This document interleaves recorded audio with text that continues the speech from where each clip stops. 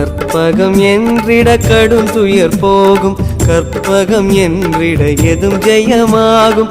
கற்பகம் என்பதை கவசம் ஆகும், கவசமாகிய கணபதி போற்றி.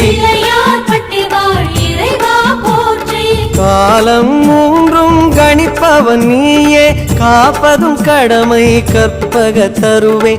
தருவே உந்தன் திருவடி சரணம்.